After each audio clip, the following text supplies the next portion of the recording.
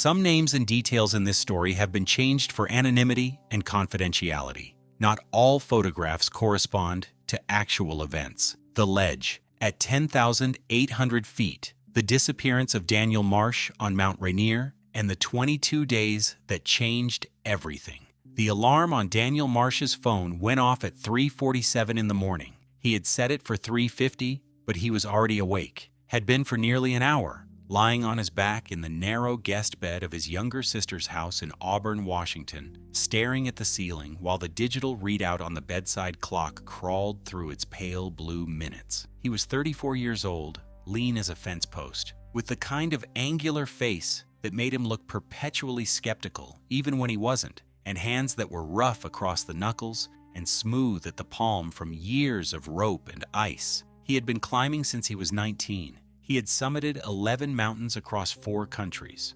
He had never once, in 15 years of this particular version of living, slept well the night before a major ascent. He reached over and silenced the alarm before it rang.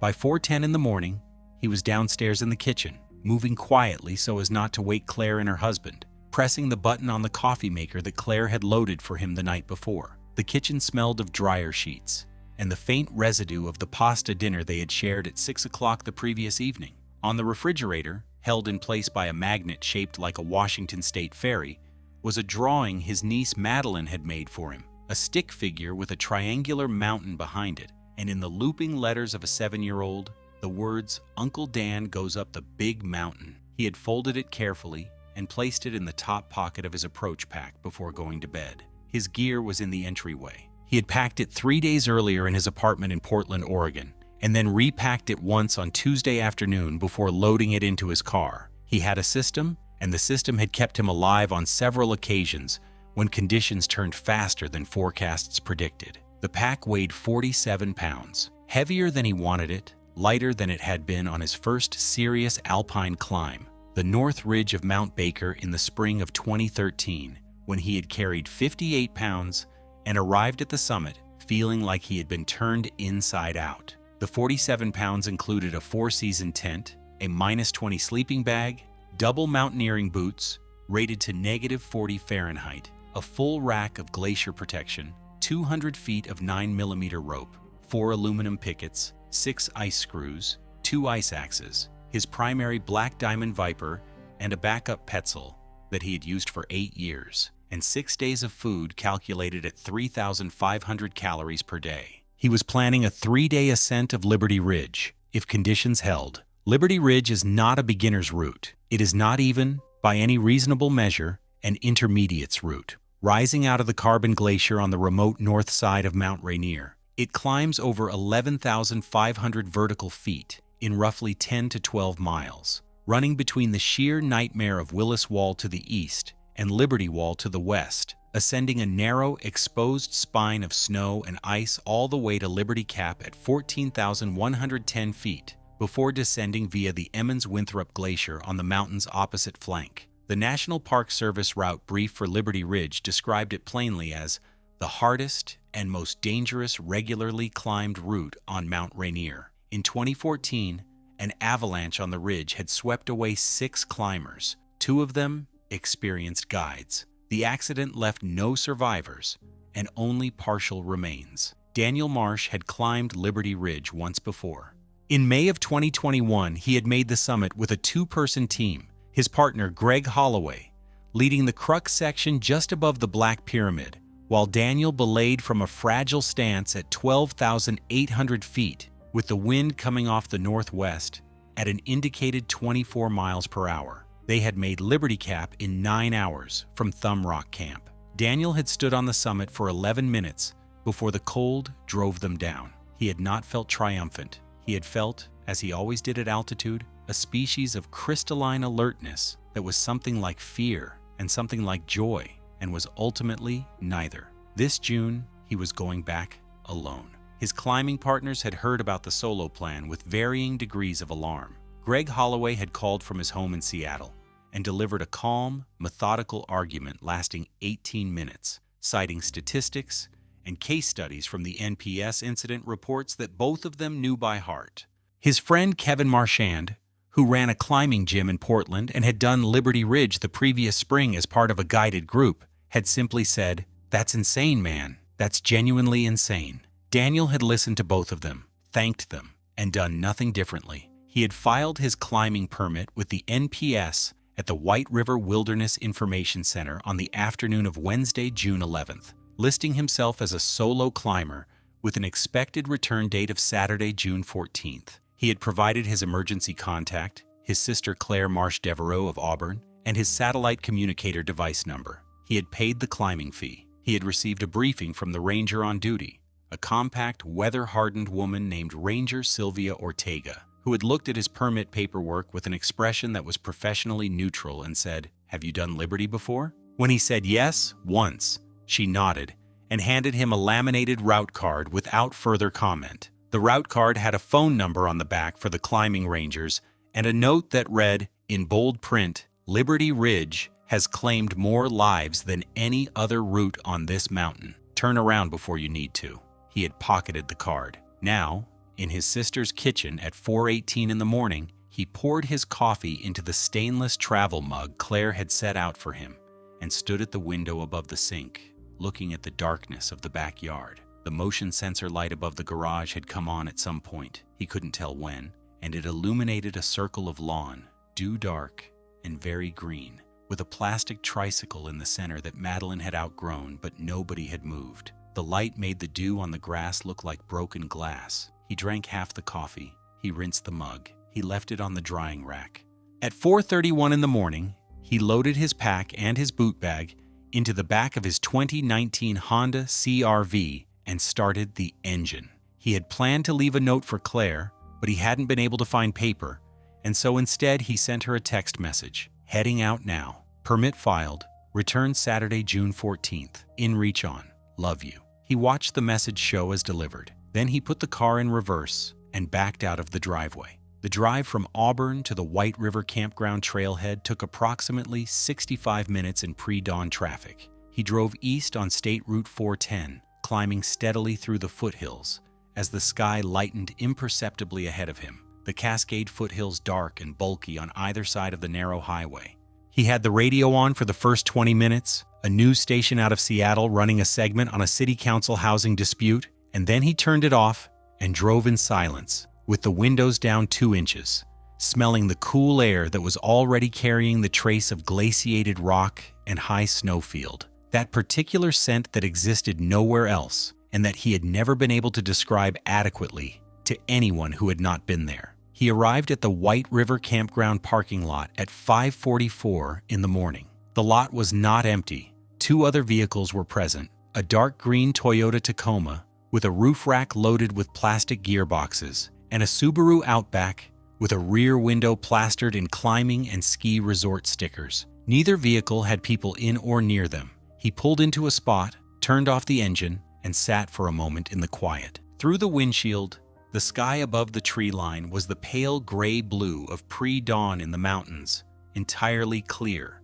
with a single contrail dissolving slowly near the eastern horizon. He checked the weather app on his phone and then cross-referenced it against the UW Atmospheric Sciences mountain forecast he had bookmarked. The forecast was good, better than good. A stable high-pressure system was established over the Pacific Northwest, with no meaningful disturbance predicted for the next 96 hours. Freezing level at 10,000 feet. Wind at Liberty Cap Summit, forecast 12 miles per hour from the southwest. He had climbed in worse. He had summited in worse. He got out of the car at 6:02 in the morning, with his 47-pound pack riding high on his hips and his trekking poles clicking on the hard pack of the campground access road. Daniel Marsh began walking toward the Glacier Basin trailhead at the far end of the White River Campground. He was wearing a dark blue soft-shell jacket over a merino base layer, glacier glasses hanging around his neck, and the double mountaineering boots on his feet.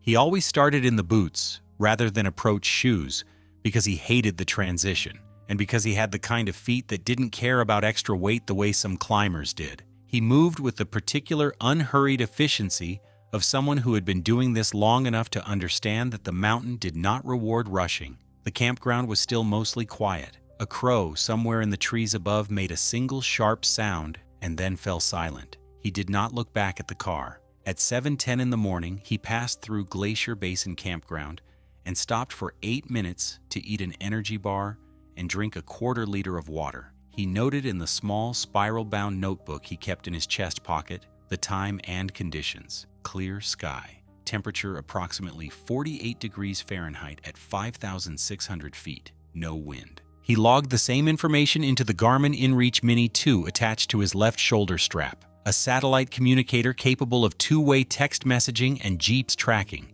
which would ping his location to a shared map every 10 minutes. He sent Claire a brief message. At Glacier Basin, all good. D. He received her response at 7:22.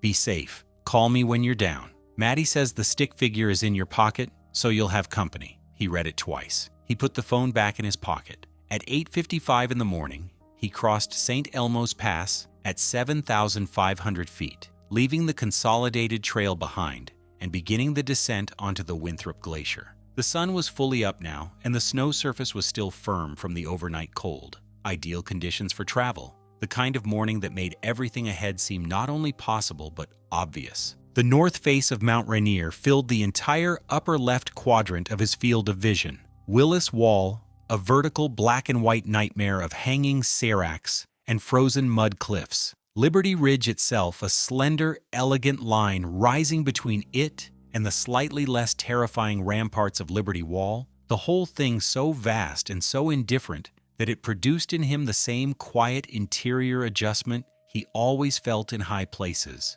a recalibration of scale, a reminder of proportion. He crossed the Winthrop Glacier, staying alert for the lateral crevasses that ran across the traverse line. He moved efficiently, probing occasionally where the snow bridging looked suspect, keeping his ice axe in hand rather than on his pack. At 10:40 in the morning, he descended off Curtis Ridge onto the Carbon Glacier at approximately 7,600 feet. He could see from here the toe of Liberty Ridge rising out of the glacier a mile and a half ahead of him, a steep cleaver of snow and volcanic rock that from this distance looked almost approachable. At 12:15 in the afternoon, he made camp on Curtis Ridge at approximately 7,800 feet in the shelter of a rock band that broke the southwest wind. He had covered 12 miles since the trailhead. He ate a freeze-dried meal, beef stew, the kind that tasted like salty paper no matter how long you soaked it, and heated water for tea. He sent a position ping to his InReach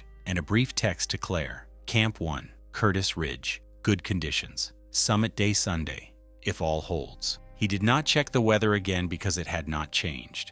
He was organized and systematic and precise, and there was nothing in his preparation or his behavior that afternoon that suggested any reason for concern. He was in his tent by 7:15 in the evening. He had read 40 pages of a novel, The Crossing, by Cormac McCarthy, which he had been working through for the third time, before turning off his headlamp at 8:40. Outside, the wind barely existed. The sky, visible through the tent mesh, was full of stars. He fell asleep with the certainty of someone who has done everything correctly and is prepared for what comes next. At 3:30 in the morning of Friday, June 13th, he rose in darkness and began the process of making himself ready. He was, as far as anyone knew, alive and well and moving exactly according to plan. It was the last time any evidence would place him with certainty at an established campsite. The last InReach ping from his location was transmitted from a point on the lower section of Liberty Ridge, between 9,200 and 9,400 feet, at 6:47 in the morning of Friday, June 13th. After that, there was nothing. Claire Marsh Devereaux had not slept. She had sat in the kitchen for the first part of the night and then moved to the living room couch, where she had turned the television on without sound and watched the shapes of light cross the ceiling until dawn began outside the window. Her husband, Tom, a quiet, practical man who worked in commercial insurance and had the gift of remaining steady in the presence of crisis, had stayed up with her until 2 in the morning and then gone to bed at her insistence, leaving his phone on the nightstand with the volume all the way up. Daniel had been expected to make contact by Friday afternoon at the latest. He had said he would text from the summit area or from Camp Sherman on the descent. He had not. His InReach showed the last position update from Friday morning at 6:47 on the mountain's north face, and then the pings had simply stopped. At first, she had told herself the device had died, had lost power, had been stored incorrectly against his body in a way that interrupted signal. She had researched inReach failure modes online at midnight with the specific, frantic focus of someone who needs the answer to be benign. By 5 o'clock in the morning, she had run out of explanations that were benign. At 6 o'clock in the morning, she called the Mount Rainier National Park emergency line. The duty ranger who took the call was Ranger Dominic Lara, a 9-year veteran of Mount Rainier search and rescue who had been involved in 17 recoveries on the mountain and who had learned, without ever becoming callous, how to maintain the quality of calm in his voice that families needed in the first moments of these conversations. He recorded the information carefully. Daniel Thomas Marsh, 34 years old, solo climber, Liberty Ridge permit filed June 11th, expected return June 14th, last confirmed inReach contact June 13th at 6:47 a.m. from the lower Liberty Ridge area. He read back the inReach device ID number Claire had provided. He asked a series of methodical questions: physical description, prior experience on this route, emergency equipment carried, medical conditions. He told Claire that they would begin preliminary reconnaissance that morning and that she should remain available by phone. He paused for one additional moment before ending the call and said, "Mrs. Marsh Devereaux, these things often resolve themselves on their own, but we take every report seriously, and we're going to move on this quickly." She said, "He has his sister's niece's drawing in his pocket." She didn't know why she said it. Ranger Lara noted it in the call log without comment. By 8:45 in the morning of Saturday, June 14th, a 6-person ground team assembled at the White River Campground under the coordination of lead climbing ranger Marcus Holt, 41 years old, a former Army Mountain Infantry specialist who had been with the NPS climbing program for 11 years and who moved through the logistics of a search operation with the unhurried competence of someone for whom these situations had long since ceased to be emergencies and had instead become the specific kind of work that required everything you had. Holt briefed his team at the tailgate of the NPS operations truck. The subject had filed for Liberty Ridge, had made Camp 1 on Curtis Ridge on Thursday evening, and the last inReach ping placed him in the lower Liberty Ridge area on Friday morning. The ping location was precise to within 40 feet. The device had gone silent 14 hours ago. That ping puts him at approximately 9,200 feet on the east side of the lower ridge, Holt said, his finger on a laminated topo map spread across the hood of the truck, below Thumb Rock. There are 2 scenarios where that makes sense as a last known position. 1, he made camp in that area, the device failed, or battery ran out, and he's above Thumb Rock right now in perfectly good shape with a dead communicator. 2, something happened in or below that location. He looked at his team.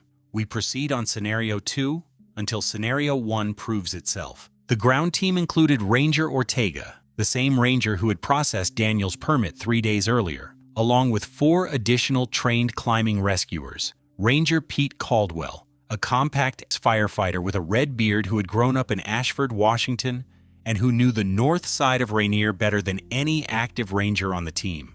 Ranger Yuki Tanaka, 29, who had joined the climbing program the previous season and who was widely regarded as the strongest technical climber on staff, and volunteers Kyle Broderick and Anita Flores from Olympic Mountain Rescue, a volunteer SAR organization that regularly augmented NPS operations on the mountain. The 6th team member was Jorge Sandoval, a certified EMT and glacier travel specialist who carried the team's medical kit in a bright orange dry bag, lashed to the top of his pack. At 9:20 in the morning, the ground team began ascending toward Glacier Basin. The day was clear. Temperature at the trailhead was 52 degrees Fahrenheit. The forecast showed the established high-pressure system holding firmly through Sunday and deteriorating Monday afternoon with the approach of a Pacific low. This gave the search team a roughly 36-hour window of decent conditions before the mountain's character would begin to change in the specific ways that made everything harder.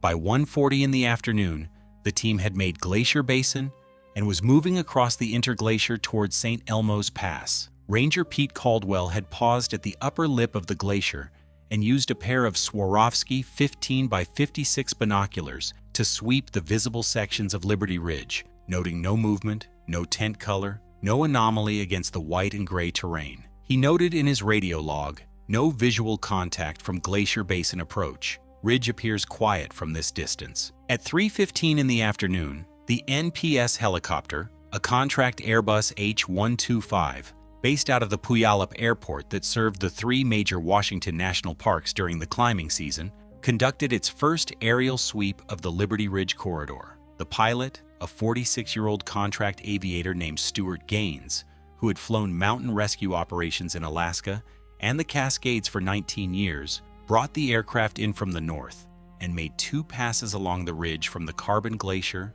up to Thumb Rock, flying as close as wind conditions allowed. Flight technician Rainier Bassett, riding the jump seat with a FLIR thermal imaging unit and a Canon telephoto camera, scanned the ridge systematically. They found nothing on the first 2 passes. On the 3rd pass, at 3:48 in the afternoon, Bassett picked up something through the telephoto lens. She noted it immediately in her log. Possible debris field. East aspect lower ridge, approximately 9,400 feet. Small items, possibly pack contents, spread over roughly 15-meter area. No human figure visible. Gaines marked the GPS position and radioed the ground team. The ground team reached the marked position at 7:22 in the evening in rapidly fading light. What they found was not a body and not a scene of obvious catastrophe. It was a collection of objects arranged by nothing more deliberate than gravity. A single aluminum picket, stamped with the initials DM in black permanent marker, found half buried in the snow approximately 6 meters downslope from the ridge edge. A small stuff sack containing a first aid kit, its zipper broken. The contents: gauze, medical tape, a folded emergency bivouac bag. Scattered across the snow in a roughly linear pattern suggesting the sack had tumbled. And one liner glove, the right hand, dark gray polypro, frozen into the surface at the edge of a small impact crater in the snow that was approximately 10 centimeters deep and 20 across, the size and shape that would be left by a boot striking the surface in an uncontrolled descent. There was no blood, there was no body, there were no additional tracks leading away from the area in any direction that the team could conclusively follow in the late daylight. Ranger Marcus Holt stood at the edge of the debris field for a long moment without speaking. He had seen this pattern before, not frequently, but enough times to know what it usually meant. The pattern of scattered objects, the glove, the picket, the stuff sack, described a brief, violent, and uncontrolled passage. Something or someone had come down this slope fast and then disappeared over the edge of the terrain feature that began approximately 15 meters above the debris field, the eastern lip of a cliff band that dropped away into the Carbon Glacier, roughly 400 to 500 feet below. There was no sign that the person had stopped themselves. Ranger Yuki Tanaka crawled to the lip of the cliff on her stomach and looked over. In the gathering darkness, the cliff face dropped almost vertically into a jumble of broken ice and rock debris at the glacier's edge, the kind of terrain that could kill a person 5 separate ways. She could not see the bottom clearly. She noted in her log, cliff edge at marked position approximately 10 meters wide, vertical to overhanging below lip, bottom not visible in current conditions. The team bivouacked at 8,800 feet that night in 2 tents dug into a protected hollow below the eastern ridge. The temperature dropped to 17 degrees Fahrenheit. The stars were so clear and close that Ranger Caldwell, lying in his sleeping bag with his headlamp off, told volunteer Kyle Broderick that on a night like this it was impossible to imagine the mountain as anything other than beautiful. "It's almost always beautiful right before it kills you," Broderick said, and neither of them said anything after that. The aerial team returned at 7:30 in the morning and conducted a thermal sweep of the cliff face and the Carbon Glacier below the debris field. The FLIR unit, calibrated for body temperature differential, showed no heat signatures corresponding to a living person in the scanned area. The team found no body on the glacier. At 11:20, a second sweep brought the helicopter in lower, barely 60 feet above the glacier surface, while Bassett scanned the cliff face inch by inch through the telephoto. The cliff was deeply articulated, numerous ledges, protrusions, and recesses visible from the air, but the overhang geometry made several sections completely invisible from above. She noted in her log, Multiple ledge features visible on cliff face between 10,200 and 10,800 feet, several obscured by overhang. Cannot confirm clear sight lines to all ledge surfaces. The ground team spent Sunday conducting a systematic descent of the Carbon Glacier from the base of the cliff, searching the debris field at the glacier surface for any sign of an impact. They found nothing. The glacier's surface showed recent icefall debris, chunks of fractured serac ice, the size of small cars, some fresh enough that their angles of fracture were still sharp and uncorroded by weather, but nothing that could be definitively linked to a human fall. By Sunday evening, Holt submitted a preliminary incident report to NPS headquarters in Ashford. The report stated solo climber Daniel T. Marsh, 34, Portland, OR. Last known position 9,200 to 9,400 feet, Liberty Ridge, 0647 hours, June 13th. Debris field discovered east aspect lower ridge consistent with uncontrolled fall. Cliff band below debris field drops 400 to 500 feet to Carbon Glacier. No body recovered. Subject considered missing, presumed to have sustained a fall. Search continues. The search continued through Monday and into Tuesday, June 17th. Despite the deteriorating weather that arrived Sunday night as forecast, a Pacific low that brought clouds down to 7,000 feet, wind gusting to 38 miles per hour at ridge level, and the kind of driving wet snow that reduced visibility to 15 meters and made helicopter operations impossible and ground operations genuinely dangerous. The ground team withdrew to the White River campground on Monday afternoon. The helicopter conducted one attempted pass Monday evening when conditions briefly improved, found nothing, and returned to base. By Wednesday, June 18th, the active search had effectively concluded. The NPS issued a public statement.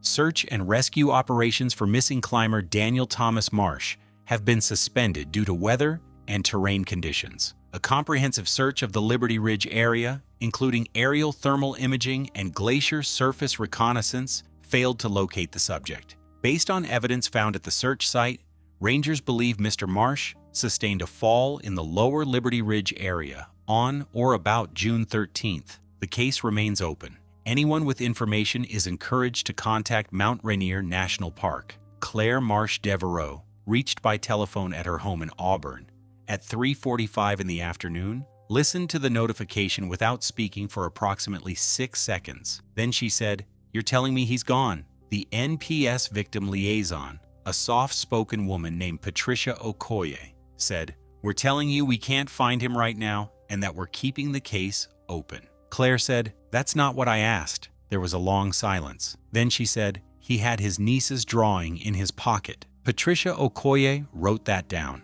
Later, she could not have said exactly why. The clue that would prove decisive, though no one knew it yet, was a single notation buried in Raina Bassett's flight log from the Sunday aerial sweep. Multiple ledge features visible on cliff face between 10,200 and 10,800 feet, several obscured by overhang. Cannot confirm clear sight lines to all ledge surfaces. That notation sat in an NPS operations file in Ashford, Washington, unread except by the people who had written it. For 22 days, the mountain kept its silence. What follows is not precisely years of silence, because the silence in the case of Daniel Marsh lasted 22 days, a number small enough to fit in a single month and large enough to contain the complete restructuring of 3 lives and the beginning of the restructuring of several more. But 3 weeks at altitude, in the terrain in which Daniel Marsh had last been known to be moving, was not 3 weeks in any ordinary human sense of duration. 3 weeks on Liberty Ridge, in the shadow of Willis Wall, with the Carbon Glacier grinding below and the weather cycling through the mountain's characteristic brutality, temperatures dropping to -10 on the upper ridge, wind chill at the exposed cliff bands driving the felt temperature past -30, was a different kind of time. It was geological time compressed into the human span, and the people waiting at the base of it felt that compression in their bodies the way you feel pressure underwater. Claire Marsh Devereaux did not leave Auburn. Her husband Tom had suggested, gently and repeatedly, that she might want to stay with her parents in Spokane. Her mother had driven over the first weekend after Daniel's disappearance and stayed 4 days, sleeping in the guest bed that Daniel had slept in the night before his climb. which struck everyone as either comforting or terrible depending on when you thought about it. Claire had declined to go to Spokane. She had declined also to return to her job as a dental hygienist at a practice in Kent, citing personal leave. She had sat at the kitchen table and done what people do in these circumstances. She had researched. She had contacted Alpine search and rescue organizations, had corresponded at length with 2 different private search coordinators who specialized in wilderness missing persons, and had reached out by email and phone to every climber she could identify who had recently done Liberty Ridge or was planning to do it, asking them to look, to remember if they had seen anything, to report anything anomalous to the NPS, and also to her directly. She had put together a printed information sheet with Daniel's photograph, a good photograph, taken by Greg Holloway at the summit of Adams 3 years earlier. Daniel squinting against the wind, with a very slight smile, wearing his orange hardshell, and the basic facts of his disappearance, and she had distributed it at climbing permit stations, gear shops, and ranger stations throughout the Mount Rainier area. The photograph showed the kind of person Daniel was in the way that good photographs sometimes do: competent, self-contained, at ease in a landscape that was trying to kill him. Madeline, who was 7, and very perceptive in the way that 7-year-olds are perceptive, which is to say accurately, without the adult capacity for strategic softening, had asked her mother twice in the first week where Uncle Dan was, and both times Claire had said, "Still on the mountain," in a voice that Madeline had processed silently, the way children process information they understand to be serious and sad. On the 6th day, Madeline had made another drawing. This one showed the mountain again, but with the stick figure on a ledge partway up, with a small speech bubble coming from the figure's head that said, "I am okay." She had placed the drawing on the refrigerator next to where the previous one had been. Nobody moved it. Greg Holloway, who lived in Seattle and who had climbed with Daniel for 11 years, and who was still capable of being direct about difficult things in the way that long friendships sometimes allow, had driven to Auburn on the 3rd day after the search suspension and sat with Claire in the kitchen for 4 hours. He had not said the thing that everyone else was being careful not to say. He had said it once, quietly, while Tom was out of the room. "Claire, the cliff face is 400 feet. Nobody survives a fall like that onto glacier ice." And Claire had looked at him for a moment and said, "They didn't find him?" Greg had said, "They looked." And Claire had said, "They couldn't see all the ledges? I read the flight report. There's a notation about it." Greg had been quiet for a moment, and then he had said, "Okay." He had meant it as acknowledgement, not as agreement, but he had said it, and Claire had heard it the way she needed to hear it. Kevin Marchand, the climbing gym owner in Portland, had taken a different approach. He had organized a group of 6 climbers, all experienced alpine mountaineers with Liberty Ridge or equivalent credentials,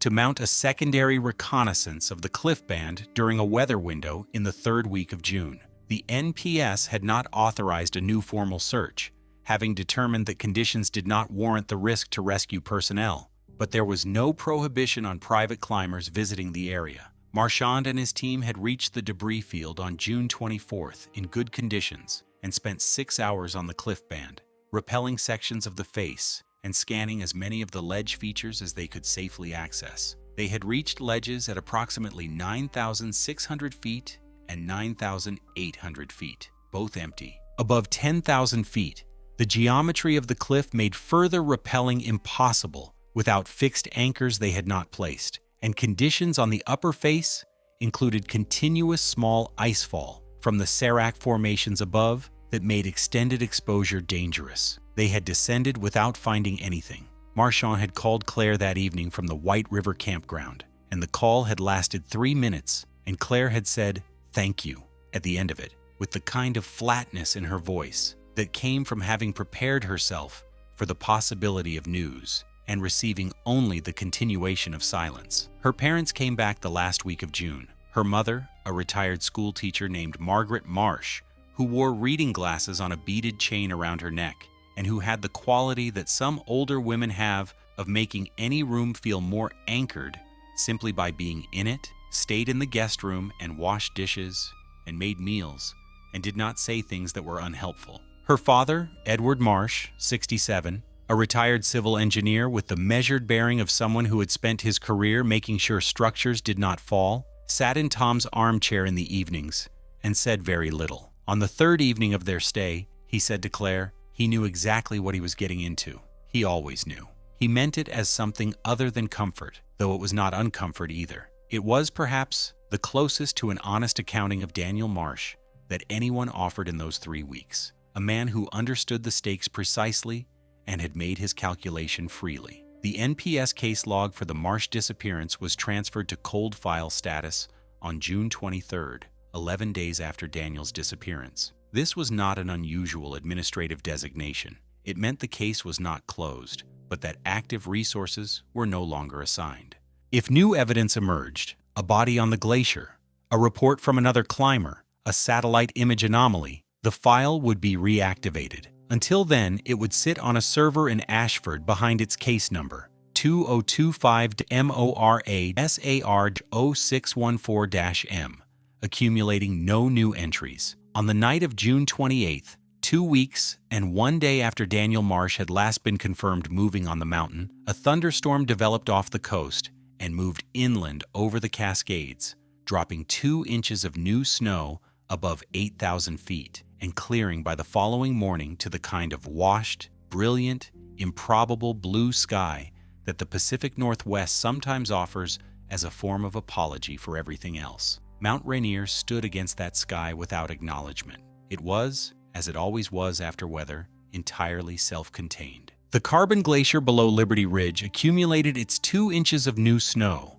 and the cliff band between 10,200 and 10,800 feet settled under its fresh white covering, and the mountain's north face looked, from any angle where you might stand to observe it, exactly as it always had, enormous, indifferent, and closed to inquiry. And somewhere on a ledge that no search team had been able to reach, in a position that no aerial survey had successfully resolved into certainty, something waited in the cold, something that the mountain had not yet chosen to reveal. Troy Bassett was not a rescue worker. He was a 28-year-old electrical engineering student at the University of Washington who built drones as a hobby and who had, over the course of 3 years, accumulated the kind of experience with autonomous aerial systems that the FAA had decided warranted a Part 107 commercial drone operator certificate, even if Bassett had never operated commercially. He was also a passionate amateur mountaineer who had climbed Rainier twice via the Disappointment Cleaver route and who had, the previous autumn, begun documenting his climbing and outdoor experiences through a small YouTube channel, Cascade Lens as he called it, that had approximately 1,200 subscribers and was, if he was being honest with himself, more of an engineering documentation project than a genuine media enterprise. He had come to the White River campground on July 4th for the specific purpose of flying his primary drone, a DJI Mavic 3 Enterprise modified with an aftermarket thermal imaging payload, over the Liberty Ridge area to document glacier recession for a geomorphology paper he was co-writing with a faculty advisor at UW. The project had nothing to do with the Marsh disappearance, which Bassett was aware of. He had seen the printed information sheets at the Paradise Visitor Center and the climbing permit office, but his interest on this particular day was purely geological. The Carbon Glacier had receded measurably in recent years, and the documentary value of drone footage of the glacier surface and the cliff band above it was significant to his paper. He launched the drone at 11:22 in the morning from a cleared area in the campground parking lot. The air was calm. The sky was cloudless. He had filed the required NPS notice for drone operation in the national park the previous week and received written authorization, which was unusual. The NPS was generally restrictive about drone flights over sensitive areas, but the geomorphology project had been approved at the research coordinator level. At 11:31 in the morning, while conducting a standard survey pass along the cliff band between 10,200 and 10,800 feet, the same cliff band that Raina Bassett had noted in her June 15th flight log as containing multiple ledge features obscured by overhang, Troy Bassett's drone flew into a camera angle that no helicopter had achieved during the search, coming in from directly below the main overhang and angling upward to capture the underside of the cliff's upper section.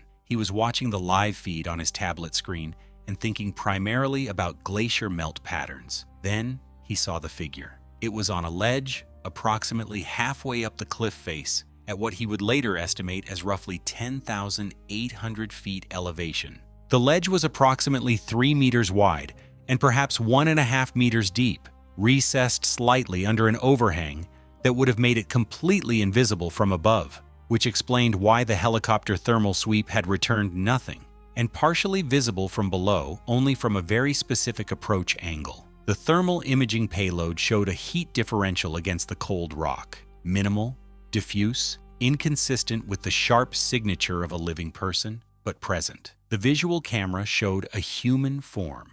Troy Bassett had the presence of mind, in the next 30 seconds, to do 3 things in rapid succession. He brought the drone to a hover at approximately 30 feet from the ledge and held position. He activated the drone's recording function, which he later confirmed had been running since launch, but which he double-checked out of an instinct he could not have articulated at the time. And he picked up his phone with his free hand and called 911. "I need Mount Rainier National Park emergency," he said, when the dispatcher answered. His voice was level, but his hand, holding the phone, was shaking. "I'm flying a drone over the Liberty Ridge cliff band, and I've found a person on a ledge. At around 10,800 feet, he's not moving. I don't know if he's alive." He paused. On his tablet screen, the drone's camera showed the form on the ledge in motionless, terrible clarity. "I think it might be the missing climber," he said. "Daniel Marsh." The dispatcher connected him to the NPS Operations Center in Ashford at 11:34 in the morning. The duty officer was Ranger Patricia Okoye, the same Okoye who had spoken to Claire Marsh Devereaux on the day the search was suspended. She took Bassett's Jeep's coordinates, confirmed his Part 107 authorization, and instructed him to hold the drone in position as long as battery life allowed, while she initiated the response. At 11:38, she called the lead SAR coordinator. At 11:41, she called Ranger Marcus Holt at his residence in Enumclaw, where he was spending his off-rotation day. At 11:43, she called Stuart Gaines, the contract helicopter pilot, who was home in Puyallup. At 11:51, she pulled up the case file 2025-MORA-SAR-0614-M, which had sat in cold file status for 9 days, and typed in the first new entry it had received since June 23rd. Possible visual contact with subject. Cliff face, Liberty Ridge, approximately 10,800 feet. Drone operator report. Response initiated. Troy Bassett held his drone in position for 41 minutes before the battery level forced him to return it to the launch point. During those 41 minutes, he watched the form on the ledge on his tablet screen and tried to determine whether it moved. He could not tell. The helicopter reached the cliff band at 1:08 in the afternoon. Gaines brought the aircraft in from below and to the left of the ledge, using the approach geometry that Bassett had described, coming up from the Carbon Glacier and angling across the face rather than descending from above. Flight technician Raina Bassett, no relation to Troy, who had flown the original June 15th survey, was again in the jump seat. She had the thermal unit and the camera, and she had brought additionally a handheld amplifying radio in case the subject was conscious and responsive. At 1:11 in the afternoon, she had a clear visual of the ledge. He was there. Daniel Marsh was lying on his right side on the ledge, with his back against the cliff face and his left arm extended outward toward the edge. He was still wearing his blue soft-shell jacket. His pack was partially visible behind him, wedged against the cliff face. He was motionless. The thermal unit showed the faintest possible heat differential, barely above ambient rock temperature in the sheltered microclimate under the overhang, but present, definitively present. "He's there," Bassett said into her radio. 10,800 feet. "He is there. I have a faint thermal. He may be alive." For 2 seconds, nobody said anything on the radio. Then Holt's voice came back from the ground team, which was already approaching from Glacier Basin. "Copy that. What's his status?" "I can't tell," Bassett said. "He hasn't moved, but I have a heat sig." The short-haul extraction took 3 hours to set up and execute because the cliff geometry made a direct approach by helicopter impossible without risking rotor contact with the overhang, and the alternative was a vertical short haul in which the rescue technician descended on a 150-foot line from the hovering aircraft to reach the ledge. while Gaines held position in conditions that included variable rotor wash off the cliff face. The rescue technician was Ranger Yuki Tanaka, who had been at the cliff edge 3 weeks earlier, looking over in the dark. She was lowered to the ledge at 3:22 in the afternoon. What she found is described in her official report,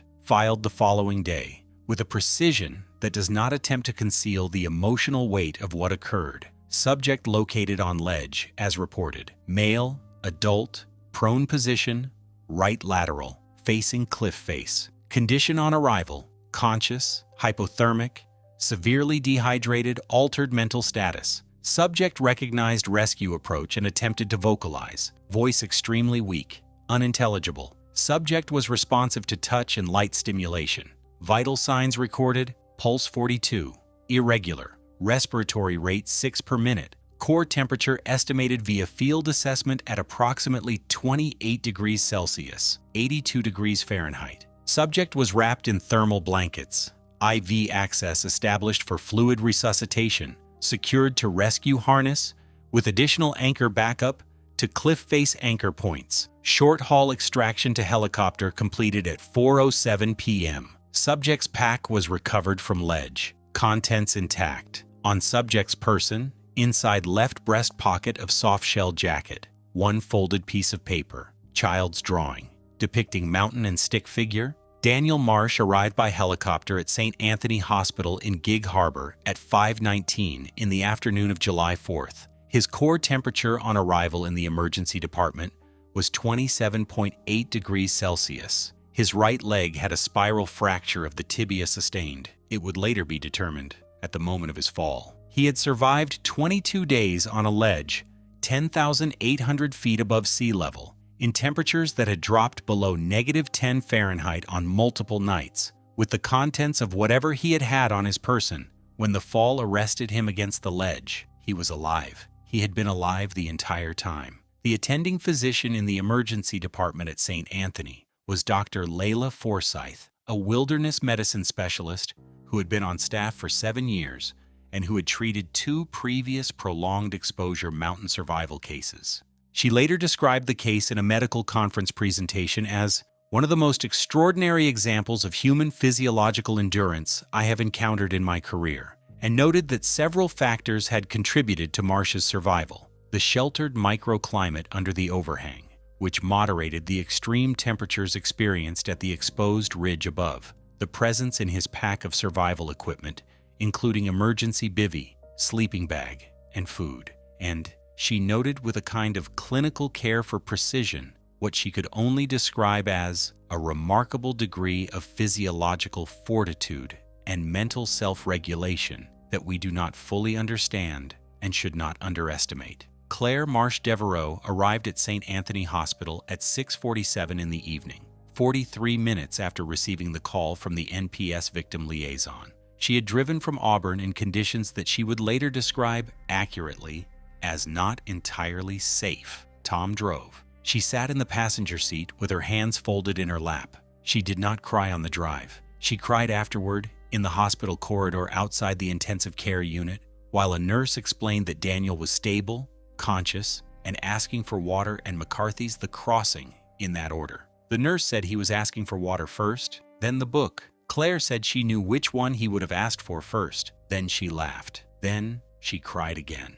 Tom put his arm around her and they stood in the corridor for a while. Madeline, who was at home with her grandmother, was told the news by telephone at 7:15 in the evening. She asked if Uncle Dan was okay. She was told he was. She said, "I told you the stick figure was there." Then she asked if she could have ice cream since it was the 4th of July. Her grandmother said yes. What happened on Liberty Ridge between 6:47 in the morning of June 13th and 3:22 in the afternoon of July 4th was reconstructed from 3 sources. Daniel Marsh's own account, given initially in fragments during his first week of conscious recovery, and then more completely in a series of interviews conducted by NPS investigators, and, later, by a journalist named Roberta Channing from the Seattle Times, who had followed the missing person case and would go on to write the definitive long-form account of the incident. The physical evidence recovered from the ledge, and the forensic analysis of the InReach device, which yielded data that clarified,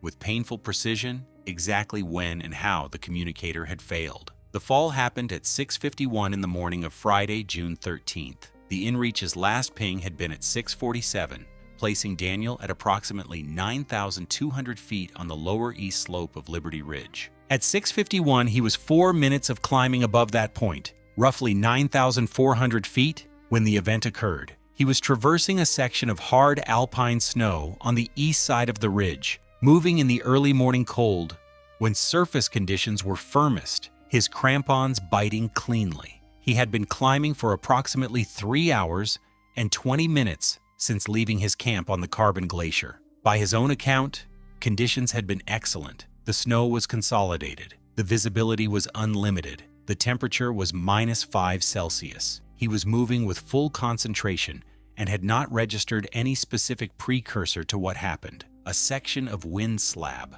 a dense, cohesive layer of wind-deposited snow that had bonded to the underlying surface at an angle that was later assessed by an NPS snow science consultant as marginally stable under normal load conditions and critically unstable under localized dynamic loading, released under his left crampon. The release was not an avalanche. It was, in the vernacular of alpine climbing, a slough, a small, sudden failure of a limited snow layer, perhaps 2 meters wide and 40 centimeters deep. In normal terrain, a slough of this size would be an inconvenience. On a 45-degree ice slope above a 500-foot cliff, it was sufficient to interrupt his crampon purchase for approximately 0.3 seconds. He went down. He had time. He described this afterward in a manner that mountaineers and trauma specialists both recognize as consistent with high-stress deceleration of perceived time. To attempt a self-arrest,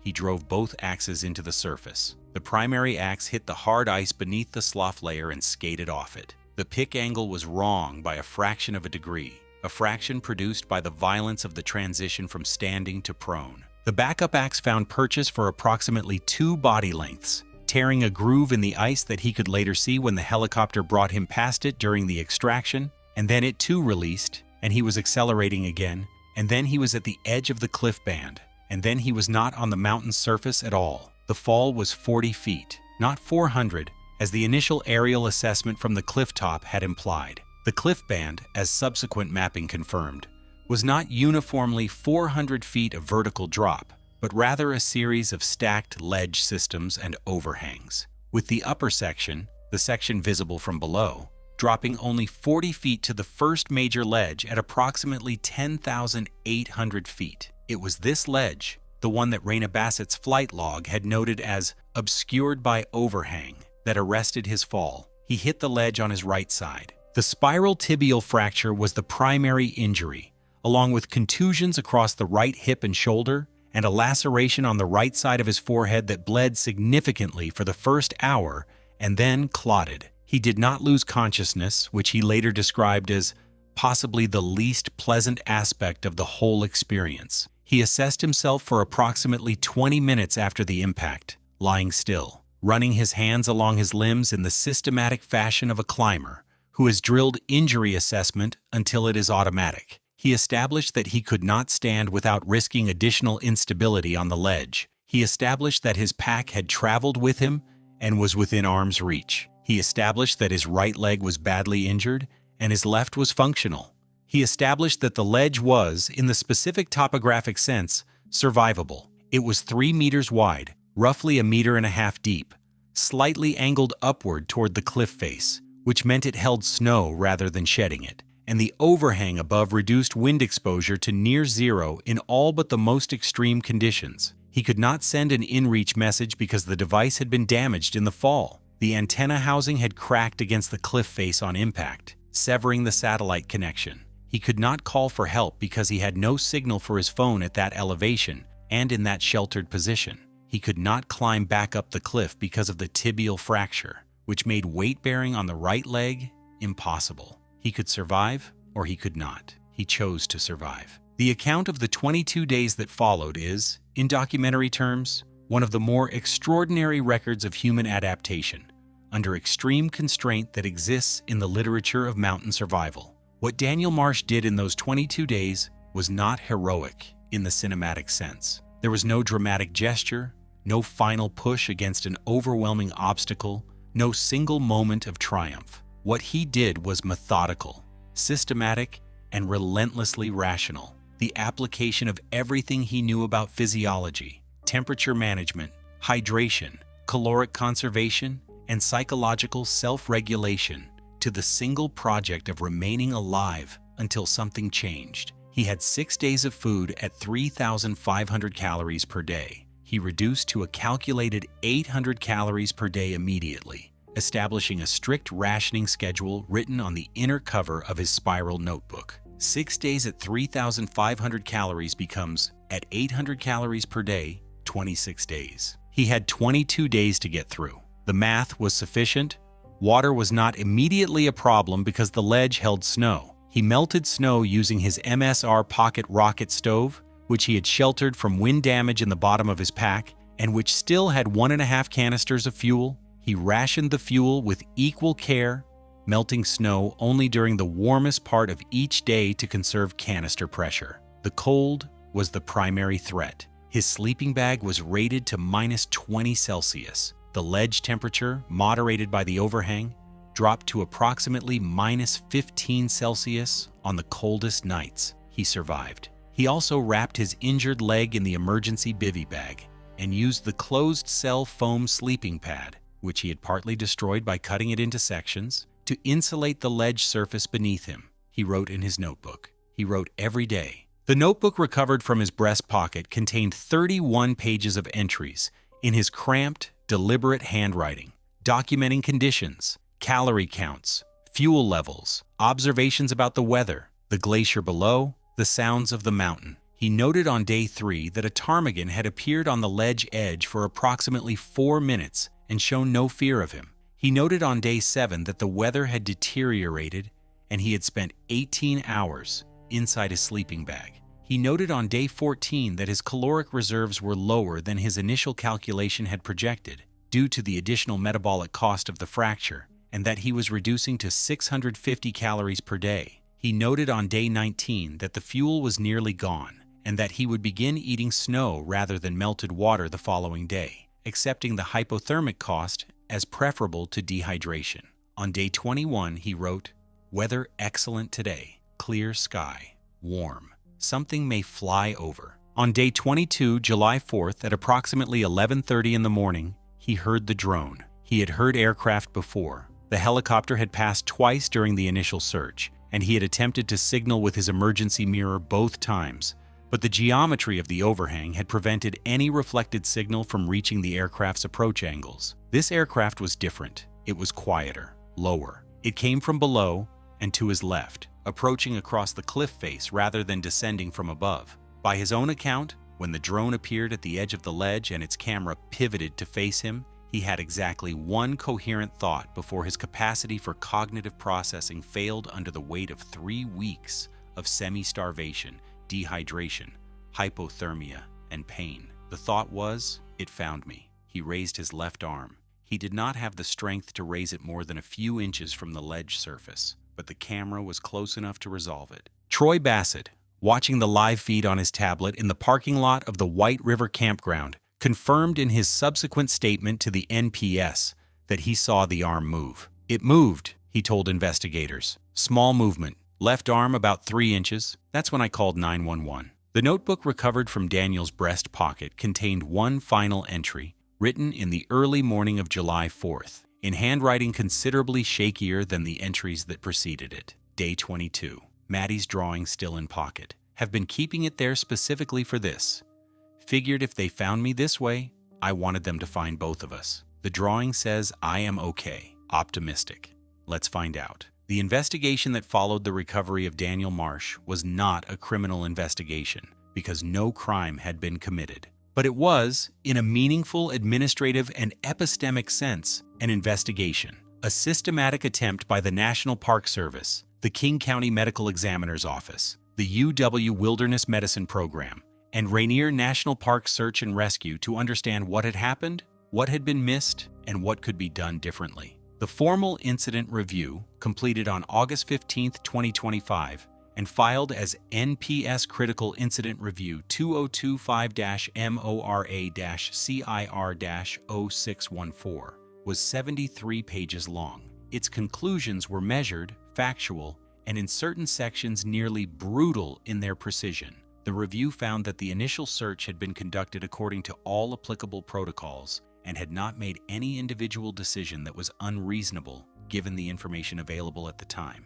The aerial survey on June 15th had been conducted in appropriate conditions with appropriate equipment, and the inability of that survey to identify the subject on the ledge was not attributable to negligence. The ledge at 10,800 feet was, the review confirmed, completely invisible from above and visible from below only within a narrow approach angle that the helicopter had not achieved due to the safety constraints on rotor clearance near the cliff face. The ground team had correctly identified the debris field and correctly characterized the fall zone. The decision to suspend active search operations on June 18th was within NPS policy guidelines, given the evidence available. The review also found that the critical failure was systemic rather than individual. The NPS did not, at the time of the Marsh incident, have a drone operation protocol integrated into Liberty Ridge cliff band searches. The helicopter survey had been conducted at the limit of what manned aircraft could safely achieve. An unmanned aerial vehicle, an unmanned EOBMA, capable of flying lower and closer to cliff features than a manned aircraft and capable of achieving approach angles geometrically impossible for larger rotorcraft, would have been able to inspect the ledge at 10,800 feet during the initial search window. This finding was not merely retrospective. The review included a section of recommendations that resulted, within 8 months of its filing, in the adoption of a new NPS unmanned aerial vehicle protocol for cliff band and complex terrain searches at Mount Rainier, and eventually, at all NPS wilderness areas with analogous terrain. Troy Bassett, the UW electrical engineering student who had found Daniel Marsh with his DJI Mavic 3 Enterprise, was named as a contributing author in the acknowledgement section of the new protocol. He was not paid for this contribution, and he did not ask to be. He finished his geomorphology paper. It was accepted for publication in a regional geology journal in November 2025.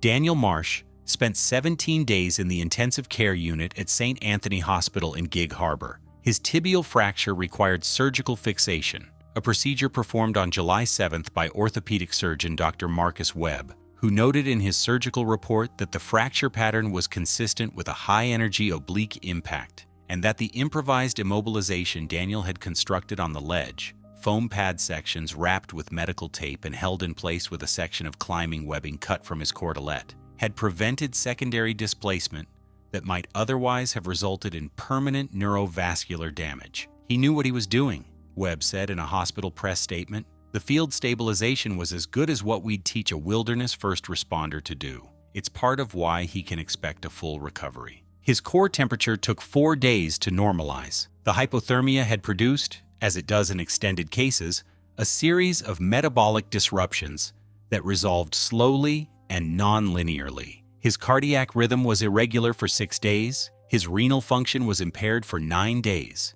His cognitive function, specifically short-term recall and executive processing, was measurably reduced for approximately 3 weeks post-recovery. His body weight at the time of extraction was 58 pounds below his pre-climb weight. He had gone into the mountain at 174 pounds and come off it at 116. He later described the sensation of weighing that little as like being made of something different than you were before. Ranger Yuki Tanaka, who had been the first person to reach him on the ledge, visited him in the hospital on July 12th, 8 days after the extraction. She was not on duty. She had driven from the White River campground in her personal vehicle during her off-rotation day. She brought him a copy of a recent NPS route conditions report for Liberty Ridge. This was, she said later, the most mountaineer-specific gift she could think of, and a bar of dark chocolate. He ate the chocolate while she was still in the room, in a methodical, attentive way, the way people eat when they have not been able to eat freely for a long time. She told him she had stood at the top of that cliff band on the night of June 14th and looked over and not been able to see him. He said he had heard something that night. She asked what. He said he wasn't sure. Voices or wind. She said probably both. They sat for a while in the institutional quiet of the ICU room. Before she left, she asked him, carefully, not unkindly, the way you ask a question that has no tactful form, whether he would climb Liberty Ridge again. He thought about it for a long moment. Then he said, "Not alone." She nodded. "That's a good answer," she said. Claire Marsh Devereaux spent the first week of Daniel's hospitalization at St. Anthony, sleeping in a chair in the family waiting room and going home to Auburn only to shower and change clothes. On the 5th day of his ICU stay, when he was fully conscious and cognitively present enough to hold a sustained conversation, she sat next to his bed and they talked for 2 hours. She did not, as some people in these situations do, attempt to extract from him a promise never to climb again. She knew what he was and had always known. What she said, at some point near the end of the 2 hours, was, 3 days. You said you'd be back in 3 days. He said, I know. I'm sorry. She said, You're not sorry. You're incapable of being sorry about going up there. After a moment, he said, That's probably right. She leaned back in the chair and looked at the ceiling for a while. Then she said, Madeline's been telling everyone you're fine the whole time. She knew. He said, I had her drawing.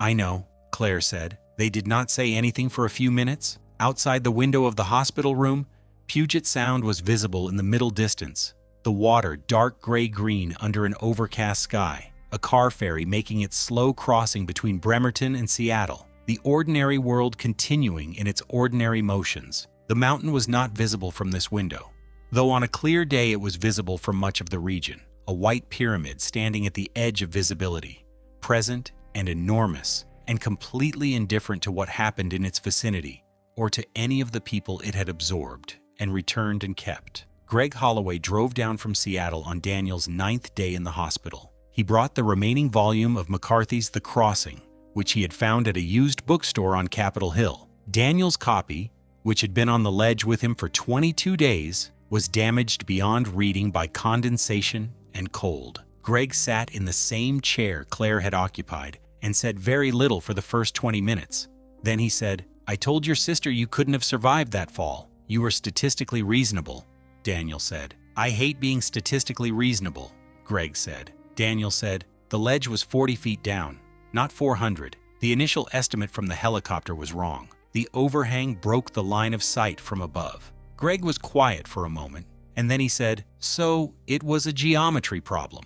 Daniel considered that. Everything is a geometry problem, he said. You just don't always have time to solve it. The formal board of inquiry into the search operation was conducted on August 4th. Lead Ranger Marcus Holt testified for 3 hours. He described the search operation in precise, chronological detail, without self-exculpation and without self-flagellation.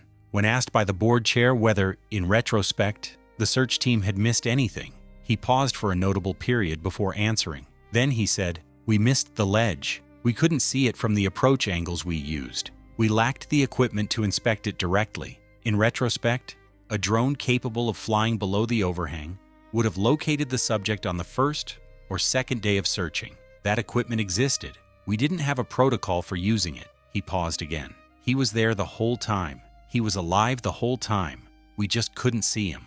Raina Bassett, the flight technician who had noted in her June 15th log that certain ledge features were obscured by overhang and that she cannot confirm clear sight lines to all ledge surfaces, was asked whether she had communicated this concern to the ground team commander at the time. She said she had included it in the flight log and that the log had been transmitted to the operations center. When asked whether she had verbally flagged it as a priority, she said, I flagged it as an observation. I didn't flag it as a priority because I didn't have a way to address it. There was no drone protocol. I didn't have a tool to give them for solving the problem I was describing. She looked at the board chair steadily. I still think about it. Troy Bassett gave a statement to the board that was precise and brief. He described his flight plan, his equipment, the Jeep's coordinates of the drone's position when he acquired the visual, the time of the call to 911. He was asked whether he had gone to the site specifically to look for the missing climber.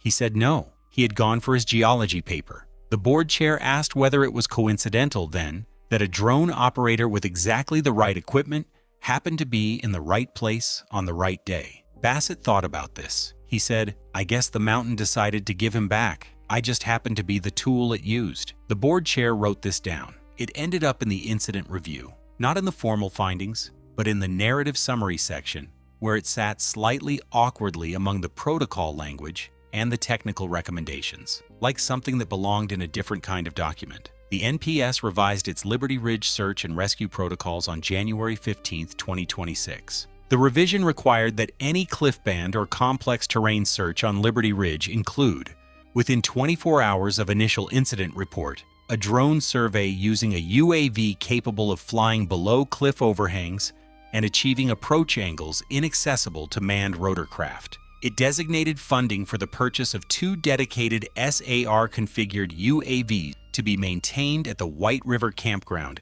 during the climbing season. The revision was signed by the regional director and came into effect for the 2026 climbing season. It was the direct result of one person falling 40 feet instead of 400, and one student's drone flying into the right geometry at the right time. Kevin Marchand, back in Portland, heard about the recovery in a group text from Greg Holloway on the afternoon of July 4th. He read it twice. He put his phone down on the counter of the climbing gym, walked to the center of the gym floor, and stood there for a minute surrounded by the sounds of belays being tested and shoes being chalked and climbers calling instructions to each other from the walls. Then he walked back to his office and called his own mother in San Diego, which he had not done for several weeks, and talked to her for 40 minutes about nothing in particular. Later he said, "I don't know why I called her. I guess I just needed to call someone who already knew I was okay." Daniel Marsh was discharged from St. Anthony Hospital on July 21st, 2025. He weighed 133 pounds, 15 above his extraction weight but still 41 below his pre-climb weight. He walked out of the hospital on crutches with Claire on one side and Tom on the other. Madeline was there. Having been permitted to skip one day of the summer reading program she attended, she hugged his waist carefully because he had told her the right leg was still tender. She said, "I knew you were okay." He said he knew she knew. She reached into the front pocket of his discharge bag, a NPS graphic shopping bag that Ranger Ortega had inexplicably had in her truck and had sent to the hospital, and felt around until she found the folded piece of paper. She unfolded it. The drawing was stained and partially illegible from 22 days of condensation and cold, but the mountain was still visible, and the stick figure was still visible, and the speech bubble was still visible, and inside it the words were still readable. "I am okay." She refolded it and gave it back to him. "You can keep it now," she said. He put it in his pocket. The NPS case file 2025-MORA-SAR-0614-M was formally closed on July 25, 2025. The final entry, typed by Ranger Patricia Okoye, read, "Subject recovered alive, July 4, 2025. Recovery attributed to UAV reconnaissance conducted by civilian operator Troy J. Bassett, pursuant to NPS research authorization. All case materials transferred to Critical Incident Review, File 2025-MORA-CIR-0614 for protocol analysis. Subject reported in stable condition. Case closed." She typed it, read it once, and then, very briefly, thought of the morning she had told Claire Marsh Devereaux that the search was being suspended, and the silence on the other end of the line, and the way Claire had said, "You're telling me he's gone," in the specific flat tone of someone who has already understood what is being said and is simply trying to make the other person say it plainly.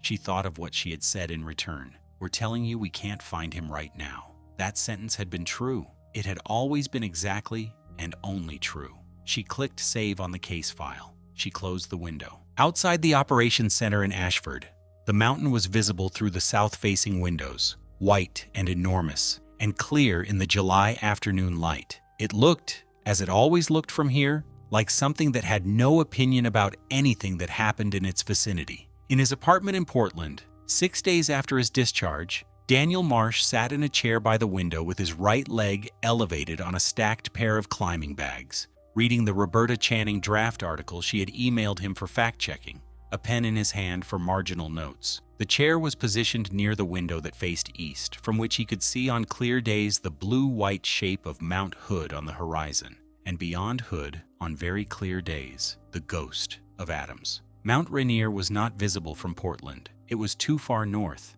and the intervening terrain was too high. He read the article carefully. He made 12 marginal notes, all of them corrections of small factual details. The time of the first helicopter pass, the elevation of the debris field, the temperature rating of his sleeping bag. He did not ask Channing to change anything about the larger narrative. He was not, by his own account, a person who felt the need to control the way a story was told. He had found, in 22 days, on a 3-meter ledge at 10,800 feet, that control was a concept with a relatively narrow range of application, and that most things that actually mattered were decided by forces considerably larger than the person they were happening to. He wrote one note in the margin next to the paragraph describing his initial discovery by the drone. It came from below. That's the part that keeps surprising me. Everything I know about that mountain, I know from above. Everything that saved me came from below. He drew a small circle around the note. Then he went back to reading.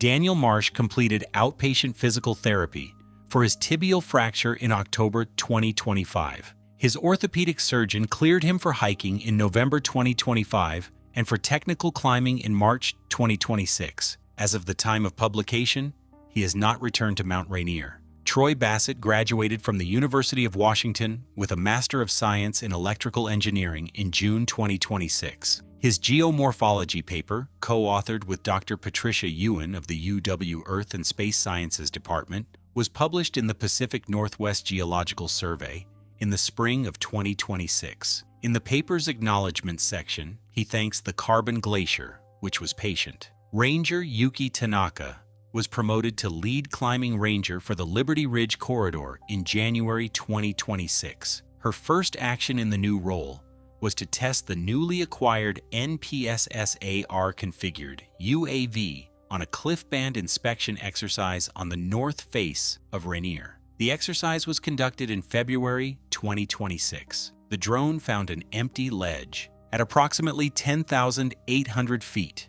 Ranger Marcus Holt retired from the NPS in April 2026. His retirement announcement, posted to the Mount Rainier National Park staff page, noted that he had been involved in 34 search and rescue operations during his career, 29 of which resulted in successful recovery of the subject. He did not note which cases made him think about geometry on cold nights. Madeline Marsh Devereux turned 8 in August 2025. For her birthday, she received a book about mountains. Mount Rainier remains the highest peak in the Cascade Range, at 14,410 feet above sea level. It is active, it is glaciated. It is classified by the United States Geological Survey as one of the most dangerous volcanoes in the world. Liberty Ridge has a summit success rate of approximately 53% and continues to attract roughly 100 climbers per year. The route has claimed lives in every decade since its first ascent in 1935. It has also given some of them back. And that's how a simple drone and a child's faith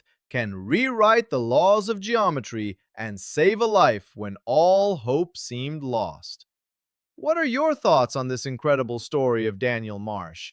Let me know in the comments below. Don't forget to like, subscribe for more breathtaking stories, and I'll see you in the next video.